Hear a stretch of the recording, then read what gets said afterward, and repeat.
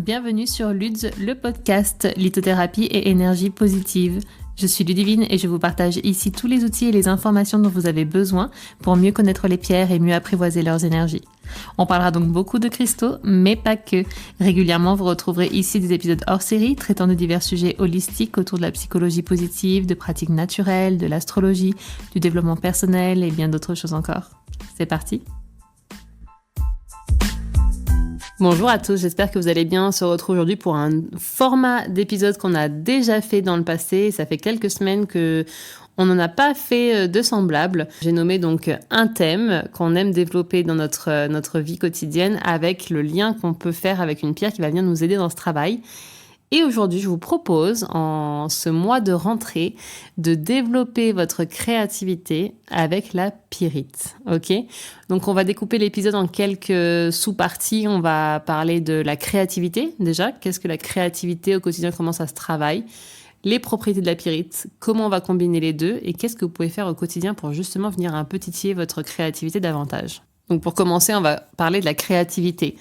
Qu'est-ce que la créativité? C'est un mot qui parle à tout le monde et pour autant, est-ce qu'on le développe vraiment dans notre esprit? Parce que la créativité, c'est pas réservé aux artistes, d'accord? C'est pas être créatif, avoir plein d'idées comme ça qui émergent de notre tête et puis voilà, tout mettre sur un tableau, vraiment écrire un livre. C'est pas uniquement ça, la créativité. La créativité, c'est être ingénieux aussi, d'accord? C'est permettre de penser différemment, résoudre certains problèmes, imaginer des nouvelles possibilités. C'est vraiment une force intérieure qui demande parfois un petit coup de pouce en fait pour s'exprimer pleinement. Mais la créativité, elle se retrouve dans tout, partout, dans chacune de vos actions parfois. Et on n'a pas forcément conscience que c'est de la créativité. Et quand on commence un peu à mettre le doigt dessus, comment est-ce qu'on l'exprime, on voit à quel point on a peut-être un potentiel quelque part et comment est-ce qu'on peut s'aider justement. Donc beaucoup de personnes rencontrent des blocages à ce niveau-là, des manques d'inspiration, manque de confiance, d'ignorance de leur potentiel créatif justement. Où est-ce que ça se joue, où est-ce que ça se transcrit, d'accord, au quotidien. Et c'est là aussi que la lithothérapie peut venir nous aider. Donc déjà quelques mots sur la pyrite, avant de vous dire pourquoi c'est un allié de taille dans cet exercice. Donc la pyrite, déjà, minéralogiquement parlant, est de formation sédimentaire. Donc elle se forme assez haut dans la croûte terrestre, d'accord? C'est pour ça qu'on la trouve assez facilement, entre guillemets, et qu'à l'époque, les chercheurs d'or tombaient assez facilement sur elle. Donc parce qu'elle est formée à la surface, ok? On en trouve un peu partout d'ailleurs sur Terre, notamment au Pérou et même dans le sud de la France et dans d'autres endroits d'ailleurs en France également. Je vous avais fait un reel sur Instagram si vous voulez aller un peu fouiller sur le compte de toutes les pierres que vous pouvez trouver en France et il y en a un très grand nombre, vous verrez. Encore faut-il savoir comment les chercher, où les chercher, pouvoir les chercher, mais en tout cas il y en a beaucoup, ok ? Et sa dureté est de 6,5 et sa densité est très élevée également. C'est pour ça que c'est une pierre qui est extrêmement lourde. Son système cristallin, c'est là que ça nous intéresse, est cubique, ce qui se retrouve même dans la formation de cette pierre. La pyrite, c'est une pierre qu'on peut trouver sous forme un peu d'agrégat. En fait, c'est pour ça qu'on la prenait pour un petit caillot d'or. Vous voyez un peu à quoi ressemble l'or à l'état brut. On peut la trouver comme ça, mais on peut la trouver parfaitement cubique, comme un petit cube d'or. Et ça, c'est naturel, c'est 100% naturel, d'accord? Elle existe sous cette façon cubique, la pyrite, quand elle est vraiment représentée par son système cristallin jusqu'à dans sa formation physique. Et c'est cette forme particulièrement de la pyrite qui va nous intéresser pour structurer notre créativité, d'accord? Pour structurer nos pensées. La forme cubique, ça a vraiment cette idée de carré, mettre les choses au carré, les structurer, les mettre au clair. Donc, si vous voulez partir sur la pyrite pour faire ces exercices et ce dont on va parler par la suite, l'idéal, c'est vraiment de vous tourner vers une pyrite cubique parce que là, vraiment, vous êtes dans l'idéal de l'énergétique pour faire ça. OK ? Et donc, la pyrite, c'est vraiment une pierre de créativité et de manifestation. Alors, j'aurais pu aussi vous faire l'épisode manifester avec la pyrite parce que ça colle à merveille. C'est la pierre de la créativité et de la manifestation.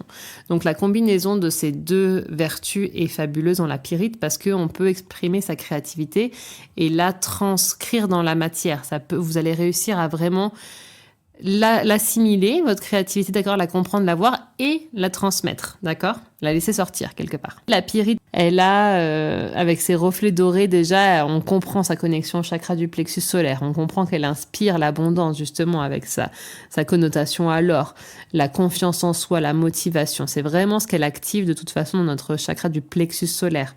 Elle est très particulièrement reliée à ce dernier, vous l'aurez compris, donc à notre centre de la volonté, de la puissance personnelle également, d'accord ? Elle vient agir sur l'ancrage aussi. Je vous l'ai expliqué certainement dans l'épisode sur la chromothérapie, parce que son trait est rouge, donc en fait elle est aussi intrinsèquement reliée au chakra racine. Allez écouter l'épisode du même nom si ça vous intéresse pour comprendre un peu plus ce dont on parle si ce n'est pas fait.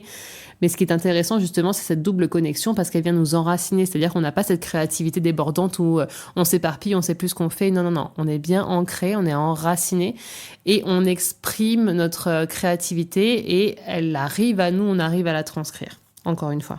Et elle aide aussi à surmonter les peurs, les doutes, les blocages. Donc c'est tout ce qui nous empêche en général d'exprimer notre créativité. Donc c'est pour ça qu'elle est d'autant plus idéale pour cet exercice.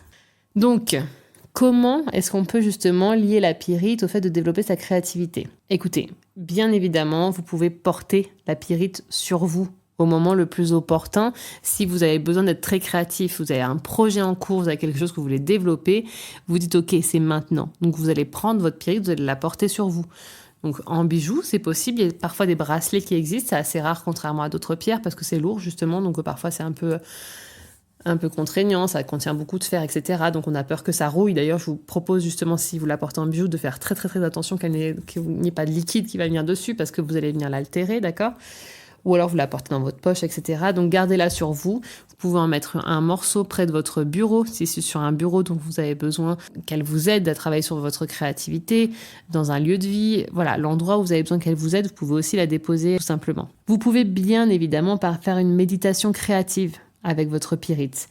Vous allez prendre un moment au calme, vous allez tenir votre pyrite entre vos mains, vous allez fermer les yeux et vous allez poser l'intention qui est la vôtre. Qu'est-ce que vous voulez développer ? Est-ce qu'il y a un sujet particulier ou est-ce que vous aimeriez un petit peu matérialiser votre créativité au quotidien ?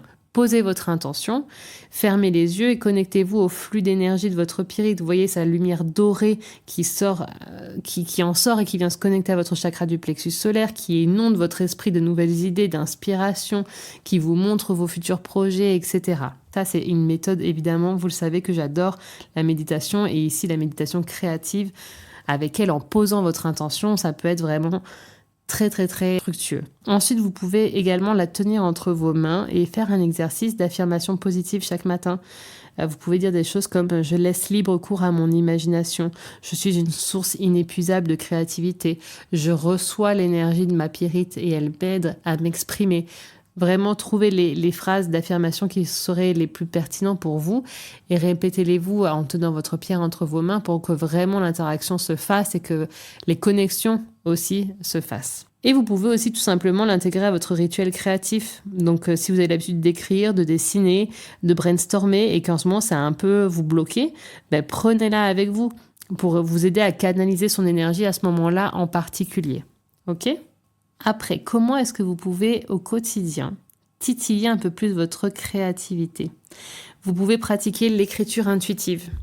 Donc soit l'écriture intuitive à proprement parler, vous voulez prendre un papier et un crayon et vous écrivez tout ce qui vous passe par la tête, ou alors vraiment vous ciblez avec la pyrite, c'est-à-dire vous prenez votre pyrite, encore une fois vous posez votre intention, en quoi vous voulez voir exprimer votre créativité.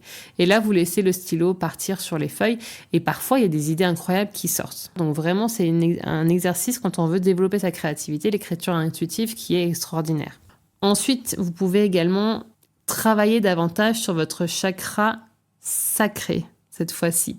Le plexus solaire, c'est voilà la joie, la créativité, etc. Mais parfois, on a besoin un peu de feu aussi. Donc, on peut venir un peu jouer sur, de toute façon, ces 3 chakras du bas, l'ancrage, la joie, l'expression de soi avec le chakra du plexus solaire et un peu le feu. La création, ça se trouve dans le chakra sacré, d'accord ? Et à ce moment-là, vous pouvez peut-être méditer sur ce chakra. Vous pouvez stimuler votre énergie créatrice. Vous pouvez vous asseoir confortablement, vous concentrer sur votre zone du chakra sacré, d'accord ? Visualisez la lumière orange, ressentez l'énergie créative circuler. Donc c'est une méditation qui peut se faire où vous voyez un flux d'énergie. Si vous voulez la faire avec votre pyrite, si vous voulez la jumeler avec une pierre orange, allez-y. Vous pouvez simplement la faire uniquement avec la pyrite aussi. Vraiment. Mais si vous voulez la jumeler avec une pierre orange, allez-y. Et voyez vraiment le flux d'énergie qui communique dans ces 3 chakras du bas. Comment est-ce que vous allez pouvoir vous ancrer pour ouvrir votre créativité et l'exprimer. Comme ça, vous êtes vraiment sur les 3 pans des chakras inférieurs. Et voyez ce que ça donne. Vous pouvez essayer de vous jumeler un petit peu avec les énergies lunaires aussi. Parce que la lune, elle est associée à l'intuition et à la créativité. Donc vous pouvez travailler avec les cycles lunaires pour libérer votre potentiel créatif. Par exemple, lors de la nouvelle lune, posez vos intentions pour un nouveau départ créatif. Quel projet vous aimeriez lancer, d'accord? Faites votre rituel avec votre pyrite. Et pendant la pleine lune, prenez un moment pour exprimer vos émotions à travers l'art, l'écriture, je ne sais pas, une autre forme de créativité qui vous parle, celle qui est la vôtre. Essayez à ce moment-là de la transcrire lors de la pleine lune parce que l'énergie est pleine et voyez à quel point vous pouvez maximiser votre pouvoir créatif à ce moment-là. Voilà, il y a plein de petites choses que vous pouvez faire comme ça. Si vous avez besoin de libérer votre corps parce que vous sentez que vraiment, chez vous, la créativité, ça se bloque même physiquement, vous avez la danse intuitive. Donc la danse intuitive, il n'y a rien de bien compliqué. Vous mettez la musique qui vous chante, d'accord, la musique qui vous plaît le plus, et vous dansez comme si personne ne vous regardait. Si vous avez besoin de fermer les stores chez vous, être seul, parce que vous avez même seul un peu peur du regard des autres, je suis sûre que vous voyez un peu ce que je veux dire. Faites-le, sentez-vous libre de faire ce que vous voulez, soyez seul complètement si vous voulez, et laissez votre corps aller complètement sur la musique de votre choix. Ça va vous libérer énergétiquement à un point incroyable. Ok, donc essayez ça si ça peut vous aider à libérer votre créativité. Si ça ne libère pas votre créativité, ça va vous libérer tout court. Parce que franchement, c'est libérateur de faire ce genre de choses, c'est rigolo. Regardez les enfants qui agissent toujours comme si personne ne les regardait quand ils dansent, etc. Il n'y a pas plus heureux que eux. Donc retrouvez cette âme d'enfant, retrouvez cette insouciance en laissant son corps aller sur de la musique, c'est extrêmement créateur et libérateur. Ok ? Ensuite, qu'est-ce que vous pouvez faire de manière un peu plus terre-à-terre, entre guillemets? Vous pouvez brainstormer. Brainstormer avec vous-même, avec vos amis, sur Internet, avec une intelligence artificielle, je ne sais pas, poser les questions qui vous bloquent. Vous voyez les personnes qui peuvent vous répondre. Essayez d'échanger. Vous savez, quand on échange avec des personnes, c'est un flux d'énergie qui circule entre toutes. Et plus on échange, et plus ça monte, plus ça vibre haut. Donc les personnes vont pouvoir vous apporter des réponses. Adressez-vous aux bonnes personnes, bien sûr. Vaut mieux aller sur l'intelligence artificielle autrement. Mais voilà, essayez d'avoir des échanges pour pouvoir faire ressortir quelque chose si vous êtes bloqué, d'accord ? Ensuite, changez vos routines. Essayez de faire les choses différemment. Si vous avez toujours la même routine, il faut des routines. Bien sûr, je suis même parfois la première à vous le dire. Pour se structurer, parfois, il faut de la routine, il faut des habitudes. Parce que si vous faites tout n'importe comment, c'est là où vient la procrastination, c'est là où on ne sait pas par quel bout commencer, etc. Mais si vous sentez que c'est une lassitude qui manque justement du feu dans tout ça, changez un petit peu, allez prendre l'air, allez ajouter une balade dans votre journée, prenez un chemin différent pour aller travailler par exemple, essayez un nouveau loisir, changez l'ordre de vos tâches peut-être habituelles, voir ce que ça donne, ça va peut-être justement réveiller une créativité certaine. Ça aide le cerveau en tout cas à sortir des schémas automatiques pour explorer des nouvelles idées. Donc parfois c'est ça qu'il nous faut. Ensuite, vous pouvez prendre des pauses. Parfois on veut tellement être créatif, tellement être productif, qu'on enchaîne. Mais en fait, c'est les périodes de repos qui sont cruciales pour que l'esprit vagabonde et génère de nouvelles idées. Donc, accordez-vous des pauses régulières dans votre journée, toutes petites même s'il faut, mais le temps de faire autre chose que de travailler. Levez-vous de votre chaise, si vous êtes assis durant la journée, allez marcher.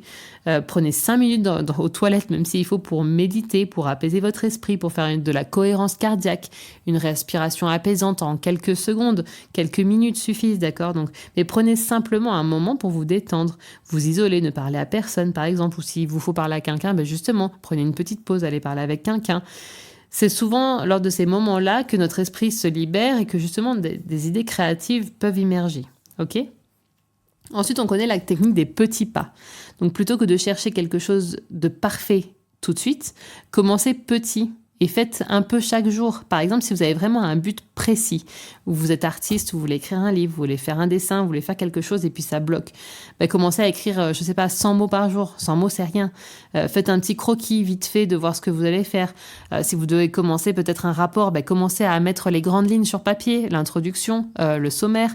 Quel est vraiment le thème de votre rapport? Essayez de voir un peu les grandes lignes que vous devriez y mettre. C'est vraiment ça, ou travailler juste 10 minutes par jour sur le sujet si vraiment vous sentez que plus après c'est difficile. C'est essayer de faire petit par petit pour synthétiser quelque part et commencer quelque part. Justement, plutôt que de ne pas commencer et avoir tout qui s'embrouille un peu dans la tête, ok? Et parfois, c'est là où justement ça étaye un petit peu, ça élague le sujet, et puis voilà, la créativité immerge, ok? Et donc, je vous l'ai déjà dit, avec le fait de brainstormer, mais collaborer avec les autres, travailler en collaboration, échanger vos idées avec d'autres personnes, parfois des personnes qui n'ont rien à voir avec le sujet en lui-même, peut-être pas du tout les personnes de votre travail, mais quelqu'un de complètement différent. Souvent, le point de vue extérieur et les compétences d'une autre personne, ça peut complètement changer votre point de vue à vous et apporter des nouvelles idées. Et ça peut mettre des idées complètement novatrices justement en place. Et c'est un excellent moyen de voir les idées sous un angle différent.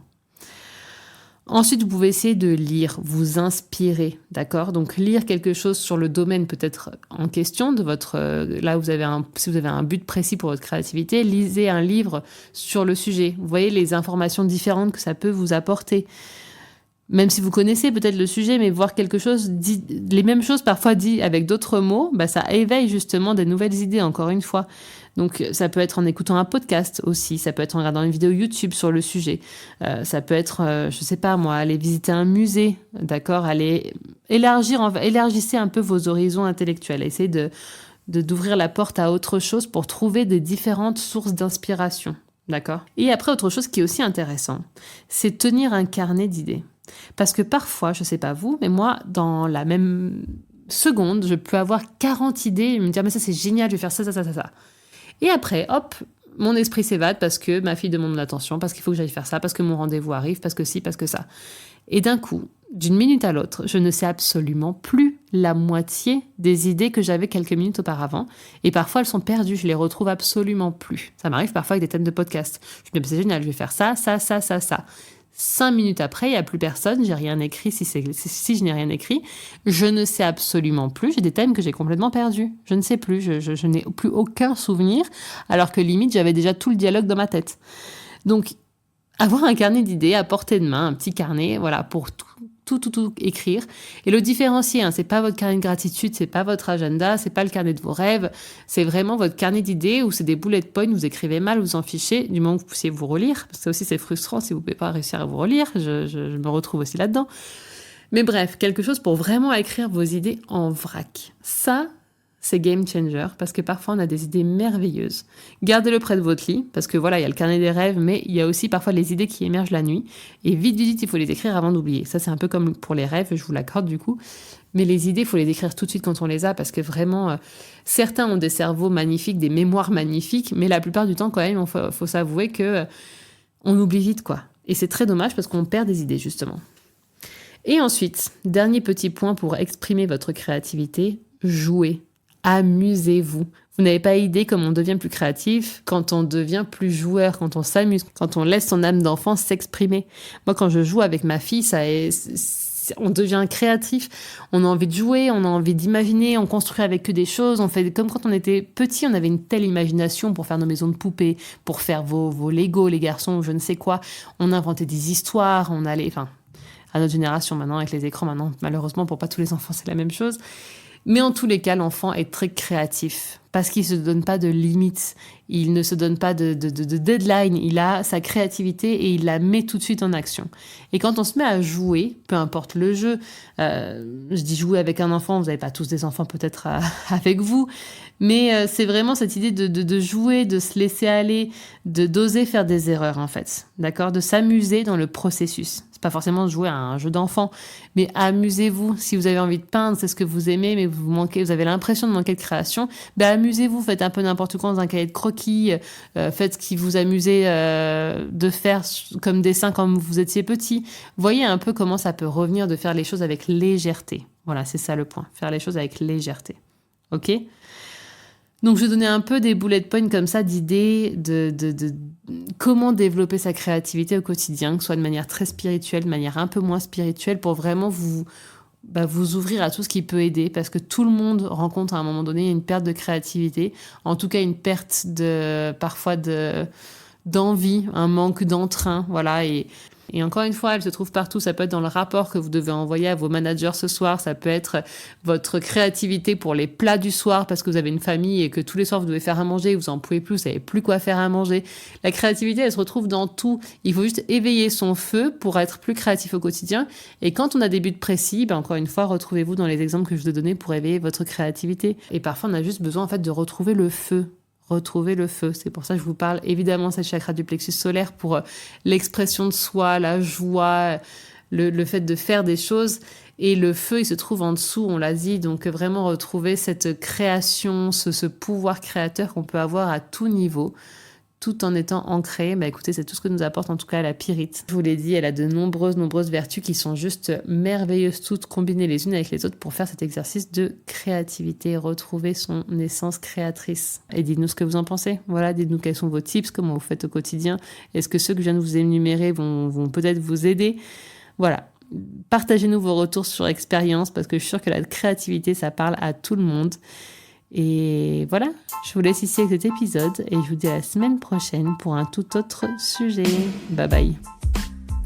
Après chaque épisode ou de manière générale, n'hésitez pas à laisser un commentaire avec vos avis, vos retours, vos questions et éventuellement les sujets que vous aimeriez que nous traitions ensemble.